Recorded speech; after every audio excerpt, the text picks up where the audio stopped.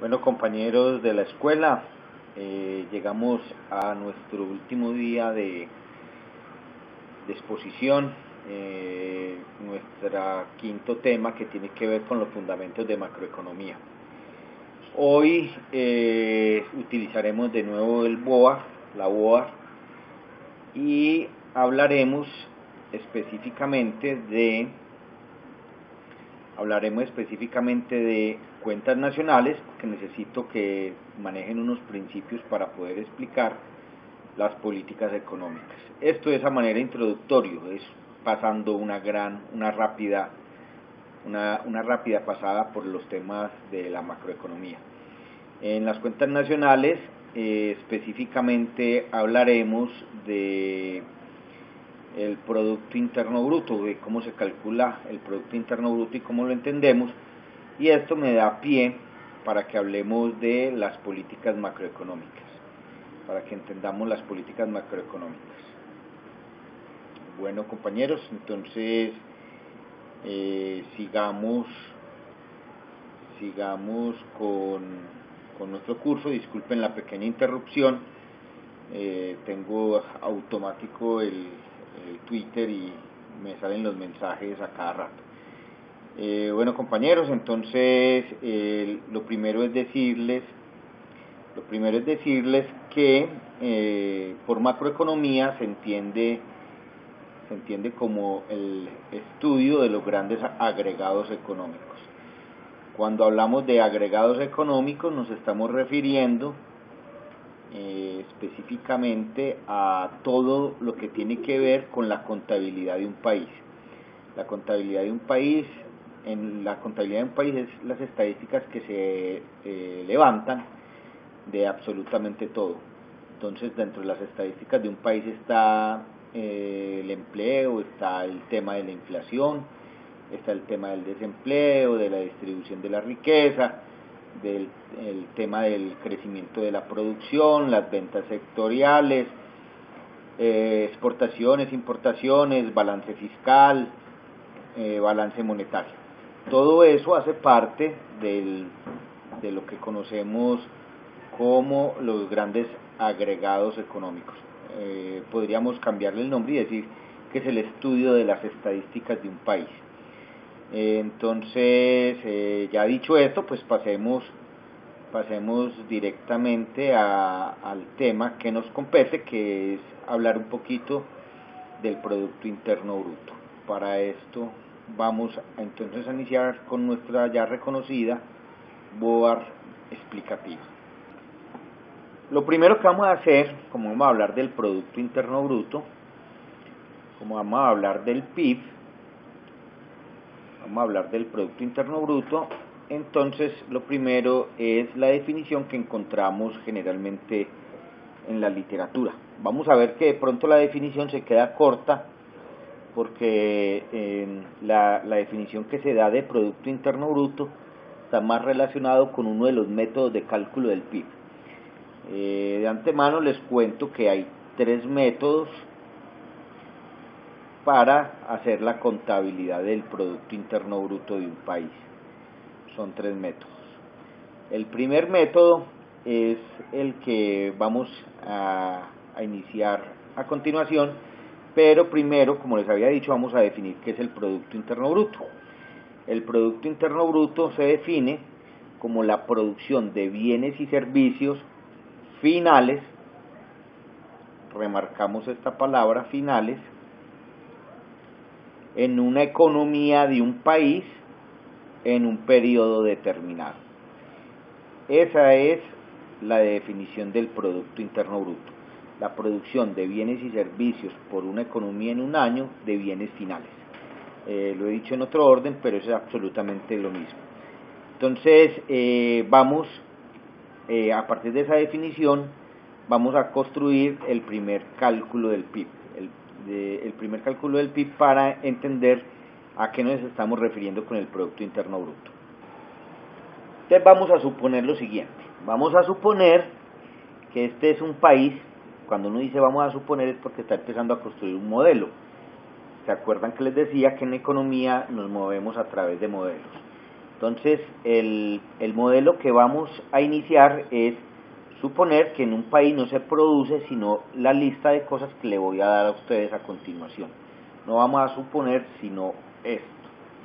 Entonces, en nuestro modelo económico tenemos un sector, un primer sector económico, que es el cultivador de algodón. Ahí me perdonarán el dibujito, pero supongamos que este es el algodón que se produce en un país.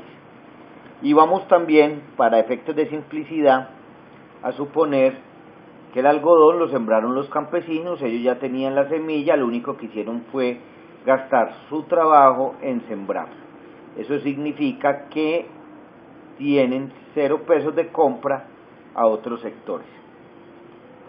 Este algodón, ellos se lo venden, ellos lo venden a una despulpadora.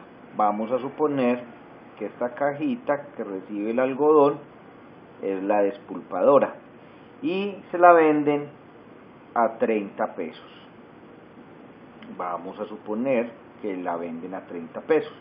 Entonces ellos reciben el algodón en la despulpadora le sacan las semillas y convierten el algodón en fibra de algodón.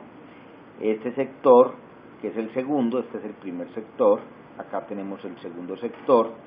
En el tercer sector le vende la fibra de algodón, se la vende a un sector que se llama el sector textil. Entonces el sector textil construye telas, hace telas, fabrica telas, le compra a el sector despulpadora telas y este sector entonces le vende a la despulpadora, le vende al sector de telas, le vende la fibra de algodón en 80 pesos. Por último, el sector telas vende al último sector, que es el sector de fabricante de camisas. El fabricante entonces de camisas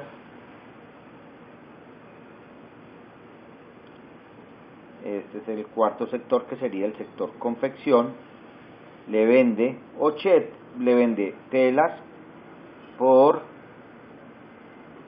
100 pesos. Y por último, el fabricante de telas le vende al consumidor final estas camisas por 120 pesos. Esta es nuestra simplificación de la realidad.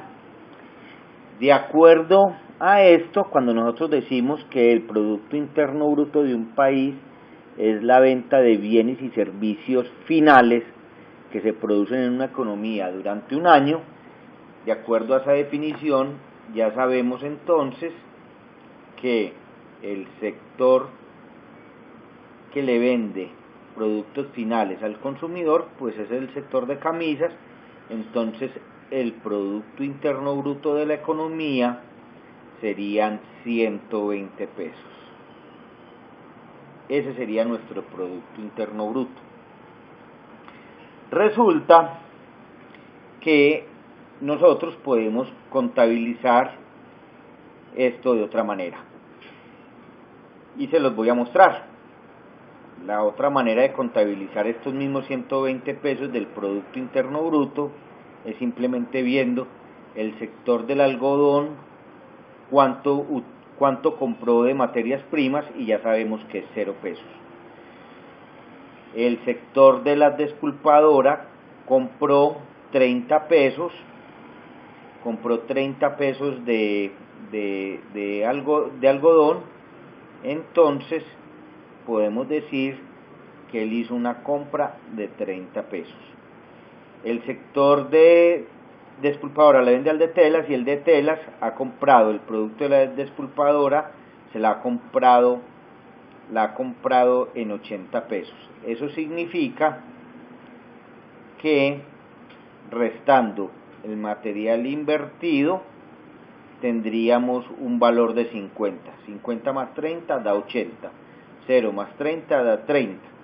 Y resulta que el sector de telas hace comercio con el sector de camisas por valor de 100 pesos. Se han invertido 80, han vendido en 100, significa que hay un valor creado de 20 pesos. Y por último, tenemos que decir que el sector de camisas le lleva a los supermercados camisas por 120. Han invertido 100, significa que han creado un valor de 20. Resulta que estos valores que nosotros vemos en rojo son los valores que nosotros llamamos valores agregados. Es decir, a medida que vamos en el ciclo productivo, avanzando en el ciclo productivo, un sector le va agregando valor a los otros sectores en una proporción.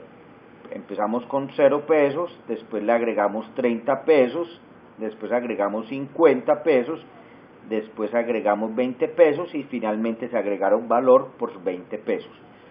Si sumamos todos estos valores agregados, estos los estamos llamando valores agregados, nos daría 30 más 50, 80, más 20, 100, más 20 serían 120 pesos. Significa que nosotros tenemos ya calculado el Producto Interno Bruto con el primer método que utiliza la contabilidad nacional, y es que el primer método implica que la sumatoria de los valores agregados que se presentan en todas las cadenas productivas es igual al Producto Interno Bruto de un país. Esto es lo que se conoce como el PIB calculado por el lado de la oferta. Observen que aquí no vemos sino el algodón que le ofrece a la despulpadora al sector telas, telas a camisas y camisas al mercado final, y vemos que esto es una cadena de ofertas. Por eso este método de cálculo lo conocemos como el cálculo del Producto Interno Bruto por el lado de la oferta. Los bienes finales que se venden en una economía, que es la definición de PIB, de Producto Interno Bruto, lo podemos ver que se extrae a partir de los valores agregados que va generando cada sector en su que va generando cada sector. Bueno, compañeros, vamos a explicar ahora el segundo método del cálculo del Producto Interno Bruto. El segundo método lo conocemos con el nombre del método del cálculo del Producto Interno Bruto por las remuneraciones factoriales. Entonces vamos a ponerle la RF, que significa remuneraciones factoriales. Recuerden que el primer método, el que acabamos de analizar, se llama el cálculo del Producto Interno Bruto por el lado de la oferta. Entonces vamos a explicar el de la remuneración de los factores. Yo les contaba a ustedes ayer en las dos secciones anteriores, en las tres secciones anteriores, les recordaba que la diferencia con los clásicos es que para los de la teoría del valor con los clásicos, la diferencia estaba en que la teoría del valor considera que el único factor productivo es el trabajo. En cambio, para los clásicos, Adam Smith y demás, los factores productivos son 3, y estos factores entonces los podríamos dividir de la siguiente manera. Los factores productivos en una economía son el trabajo, que su remuneración se conoce como salario; el capital, que su remuneración se conoce como ganancia; y tenemos el tercer factor, que es las rentas, que son las tierras, y su remuneración es la renta. Entonces ahí tenemos los tres factores productivos. ¿Cómo se calcula el Producto Interno Bruto a partir de esos tres factores productivos? Muy sencillo. Si vemos que en la oferta el Producto Interno Bruto es la sumatoria de los valores agregados, como decíamos hace nada, pues simplemente es analizar en qué están constituidos estos 30 pesos que se crearon de valor agregado.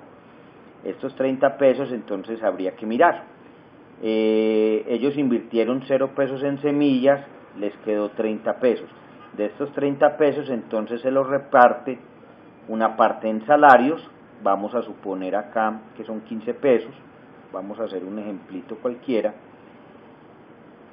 se reparte 10 pesos de esos 30 pesos del valor agregado en ganancias que le quedó al capitalista y que paga una renta de 5 pesos. Ahí tenemos los 30 pesos del valor agregado. Todos los valores agregados en una actividad productiva están representados en esos tres factores: salarios, ganancias y rentas. En los 50 pesos vamos a hacer lo mismo. Supongamos que los 50 pesos que le quedó de la venta de esta intermediación entre los que hacen pulpa y los que hacen tela, le quedó 50 pesos al final. Vamos a suponer, los casos son aleatorios, o sea, pude haber colocado cualquier valor. Vamos a colocar 20 pesos de ganancias y supongamos que le quedó 5 pesos a las rentas.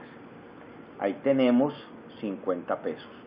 De los 20 pesos vamos a suponer que 10 son salario, aquí pongámosle la W para que no nos confundamos, aquí es ganancia y aquí es renta. Aquí es salario, ganancia y renta. Acá de los 20 suponemos 5 de ganancia y suponemos 5 pesos de remuneraciones en rentas, o sea, a los propietarios de los predios de las fábricas de telas.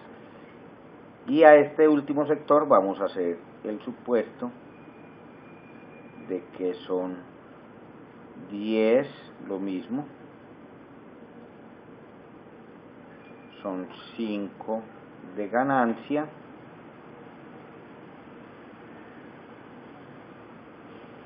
y son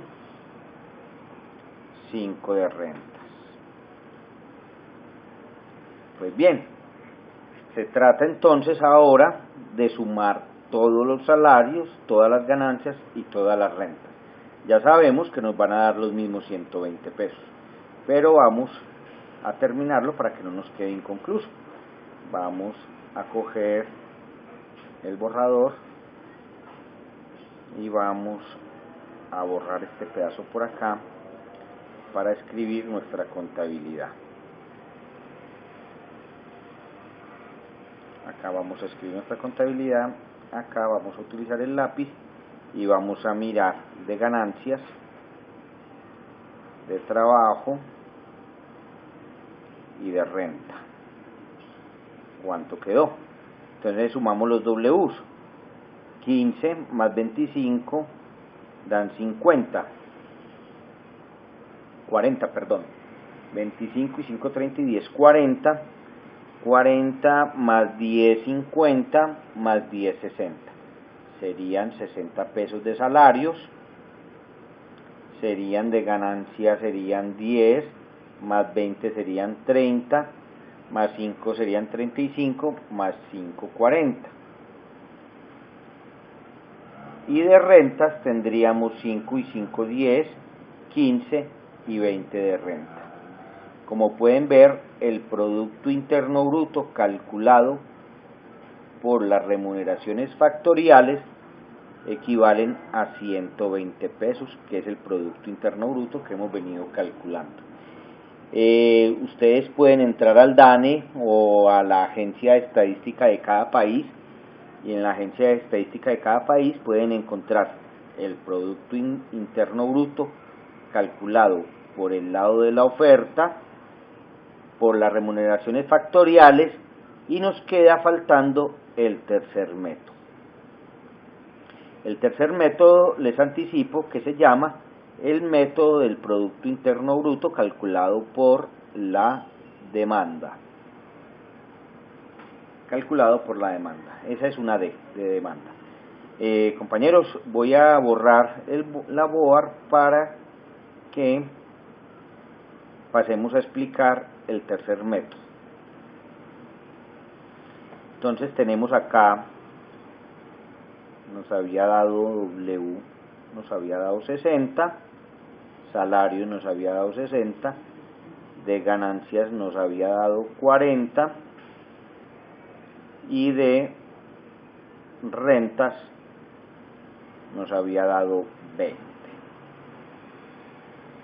Y para calcular por el lado de la demanda, entonces tenemos que empezar a mirar quiénes en el flujo económico tocan estos 120 pesos. Es decir, estos 120 pesos es un ingreso de alguien, es un ingreso, es una entrada de alguien.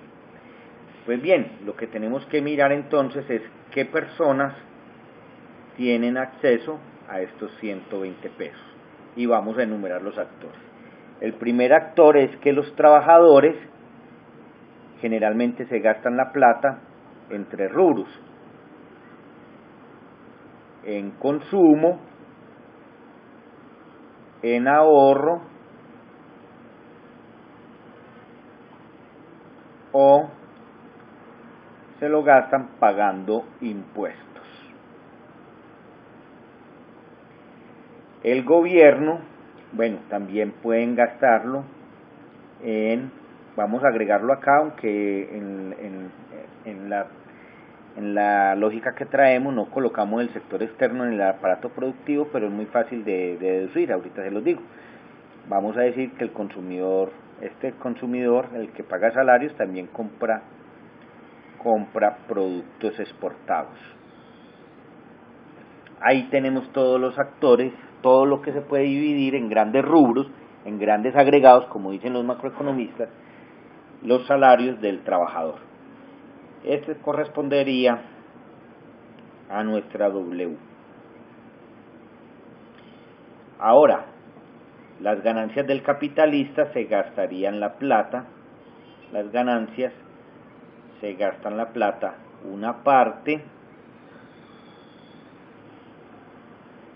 se gastan una parte en consumo, aquí lo vamos a llamar el consumo empresarial, este es el consumo privado, se lo gastan una parte en ahorro,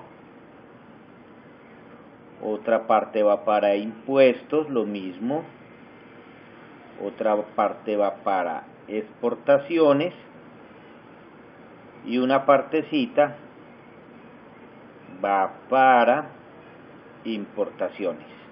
Vamos a llamar M para que no nos confunda con el impuestos.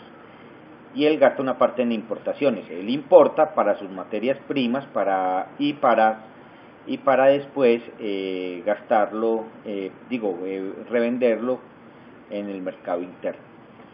Y podríamos decir que en las rentas se gastan sus dineros en lo mismo: en consumo, en ahorro, en impuestos, en exportaciones, y no lo vamos a colocar dentro de las importaciones. Acá tenemos entonces quiénes, acuérdense que este es un modelito, estamos aquí haciendo supuestos, acercándonos a la realidad. Tenemos que acá se están gastando, en esto se gastan la plata los agentes económicos, así los llaman, agentes económicos, quienes reciben salarios, ganancias y rentas, se gastan la plata en esto. Como ustedes pueden ver, aquí hay dos personajes que no hemos mencionado antes. hay un personaje que es el que recauda impuestos y hay un personaje que se encarga de los temas que tienen que ver con el comercio exterior. Entonces, de acuerdo a esto, podríamos decir que existen varios actores. Vamos a borrar acá para que nos quepa.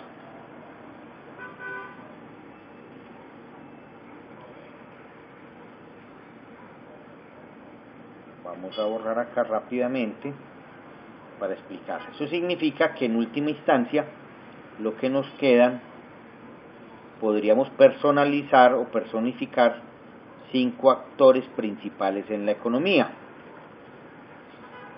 Y los 5 actores serían los siguientes. Tendríamos un personaje que es el consumidor, que en su mayor representación está en el W. Tenemos las empresas, que su mayor representación está por el lado de la ganancia. Están quienes tienen rentas, están los que llamamos del gobierno y los que llamamos del comercio exterior. Y nos faltó un actor. Recuerden que el actor que nos faltó es que no todo se consume, hay parte que se ahorra, lo habíamos mencionado ahí. Entonces hay un actor más que es el encargado de manejar todo lo que tenga que ver con el ahorro de las personas. Ahí perdonarán que cambie el orden. Vamos a decir que este es el consumidor, que este es el empresario, que este es el gobierno, este es el sistema financiero, que es el que se encarga de los ahorros,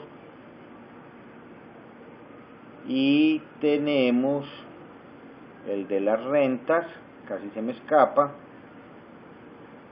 y tenemos el representante del sector externo. Estos son los grandes agentes que tenemos en un mercado.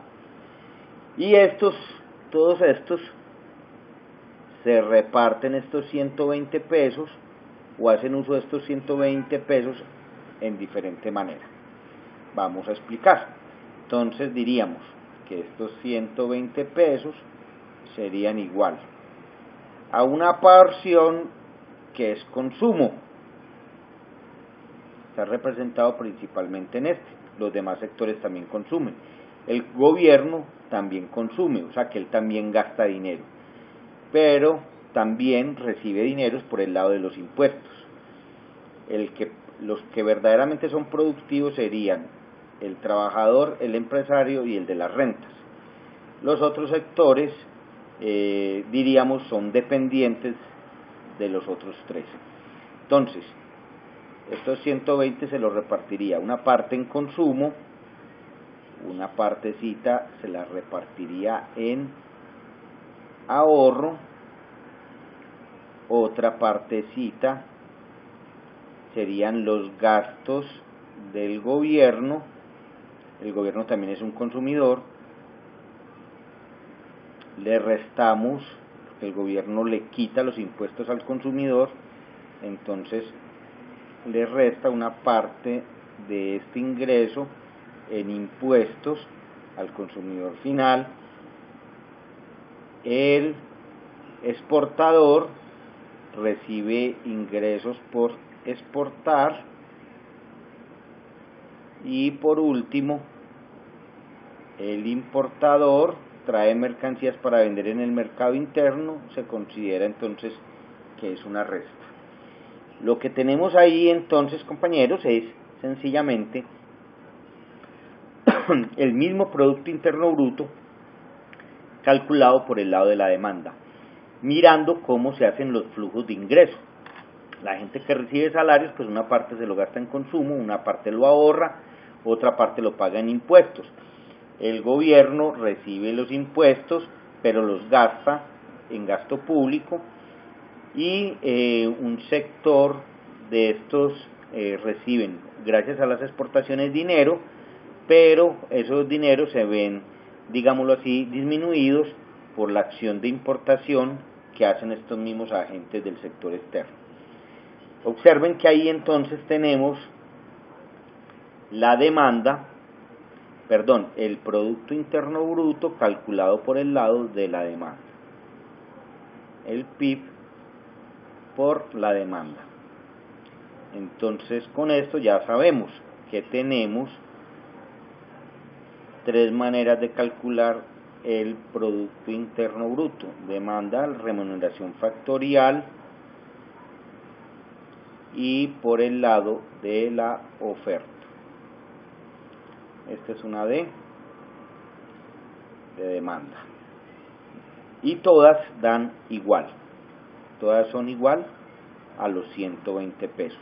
Por donde usted calcule el Producto Interno Bruto de un país, le va a dar siempre los mismos 120 pesos.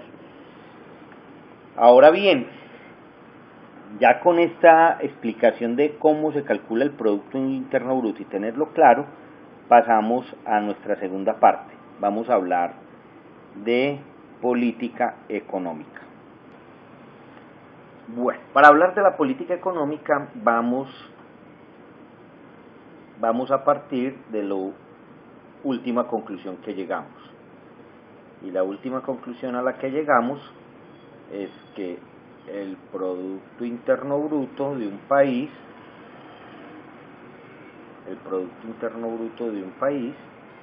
es igual a consumo más ahorro menos impuestos, aquí cambié el orden pero no importa, más gastos del gobierno nacional, más exportaciones menos importaciones. Y a partir de esta definición que tenemos acá del Producto Interno Bruto por el lado de la demanda, podemos empezar a hablar más fácilmente de políticas económicas. ¿Por qué? Porque ¿qué pasa si en un país se logra aumentar el consumo, se logra aumentar el ahorro, se logra disminuir los impuestos, logramos aumentar el gasto público, aumentar las exportaciones y disminuir las importaciones? El resultado sería que el Producto Interno Bruto de un país crecería el PIB. Bien, pero ¿qué pasa si lo que hacemos es lo contrario? Reducimos el consumo, reducimos los ahorros, aumentamos los impuestos, reducimos el gasto público, disminuimos las exportaciones y se aumentan las importaciones. Entonces lo que tendríamos nosotros es una reducción del Producto Interno Bruto de una economía. Vamos a hacer un ejemplo más claro y vamos a hacer ese ejemplo más claro variable por variable. Suponga que todos estos permanecen igual. Pero ¿qué pasa si el gobierno aumenta el gasto público y los demás permanecen igual? Pues el resultado final sería un crecimiento del Producto Interno Bruto.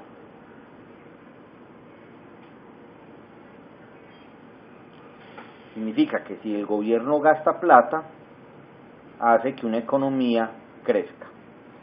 ¿Qué pasaría si el gobierno dice que va a traer más inversión extranjera y que lo que pretende es aumentar la inversión y el ahorro?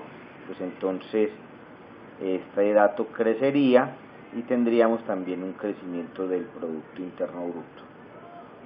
¿Qué pasa si nuestro país, por ejemplo, recuerden que todo esto es suponiendo lo demás constante, así es como modelan los economistas, y en esta modelación suponga que dejamos todos constantes, pero aumentamos en este caso las exportaciones. En este caso, nuestro Producto Interno Bruto se crecería. El Producto Interno Bruto se crecería. O suponga usted que el gobierno le dio por disminuir los impuestos, lo demás lo dejamos, disminuye los impuestos y lo demás lo deja constante. Eso significaría que el Producto Interno Bruto de una economía crecería. Y por último, supongamos todo constante y el gobierno saca una política para reducir las importaciones del país. El Producto Interno Bruto se vería aumentado porque se reducen las importaciones del país.